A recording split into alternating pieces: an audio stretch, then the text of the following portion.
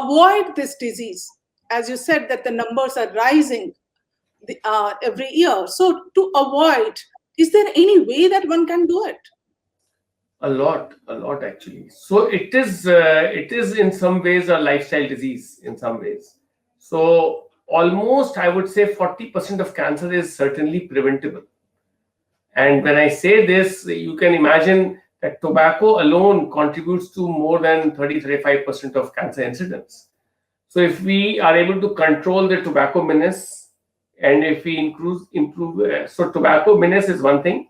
Second thing is sedentary lifestyle. Increase in body weight is also contributing to cancers, both breast cancer, endometrial cancer, colon cancer. All these things are up. So if we consume less fat, we have active lifestyle, we have balanced diet, green vegetables and fruits as essential part of our diet, and moderate amounts of fats and carbohydrates. So these things will contribute in a big way. When we say that the incidence is on the rise, because these patterns are changing for the bad, not for the good. So people are getting more and more sedentary, and even today our next generation is playing all the games on the laptop. So you know where it is heading. So when we say that the challenge is on the rise, it is because these things are going out of our hands and control, and there's nobody seriously working on it. So is this the reason that a very high incidence of cancer is seen in the younger age group, like the children and adolescents? And yeah. So I would say that the pattern of incidence in younger age group or adolescent and young population has not changed statistically. What has changed is the pickup rate has gone up because people have got more aware and have access, and so diagnosis is happening.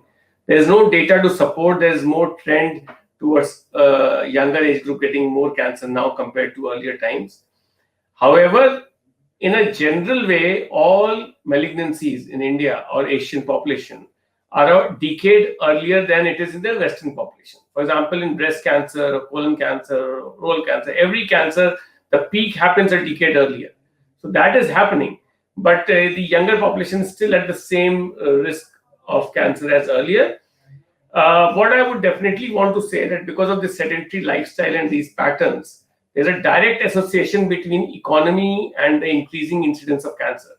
So if I compare the data of US and European countries, it's almost threefold higher incidence of cancer compared to in India. So we are at 130 per lakh, they're at 450 per lakh per year. So it's a huge increase which we are likely to see because we are bound to be inflicted by the poor effects of increasing economy and easy money and changing lifestyle. Yes, so the cancer burden, you mean to say, in India is different from other countries. Yes. And also, is it true that the cancer burden within the country itself, in different regions, it comes differently? Very, very, very much. Actually, India is not one country. It's almost like what I should say, it's a continent. So in one part of the country, the patterns are so different. For example, in the southern coastal area, the gastric cancer is number one. In northern India, it is breast cancer is higher. In all metropolitan, both Delhi and Mumbai, breast cancer is number one. If you look at the effect of lifestyle, for example, gallbladder cancer in southern India is almost non-existent. In northern India, it is a very high incidence amongst all GI cancers. So if I look at the general way, the northeastern area has the highest incidence of cancer. And there the incidence is almost 250 per lakh per year. Whereas I told you earlier, it's 130 per lakh per year in India as a whole. But in the northeastern states, because of the high consumption of tobacco and smoked fishes and smoked meat, the incidence of cancer is very high.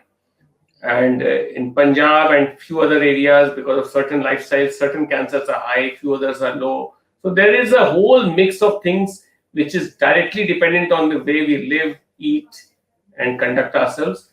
And in certain areas, there is genetic risk also. So that also shows up in some areas. So, doctor, correct me if I'm wrong. The kind of cancers males get and females get, they are different, if I have read it correctly. like what are the most common cancers prevalent among male members of the society and the female members of the society? So in women breasts, so cervical cancer in women used to be number one. Okay, in last 30 years, cervical cancer has gone down dramatically. A small part of that credit goes to the vaccination, but the large component is just the family control programs, better hygiene, less number of children, less injuries during birth injuries, during deliveries and all. So less exposure to the human papilloma virus and the exposure. So all put together, it is just the education and empowerment of the women which has led to decrease in cervical cancer. At the same time, the breast cancer has gone up, and the reasons are very similar to this.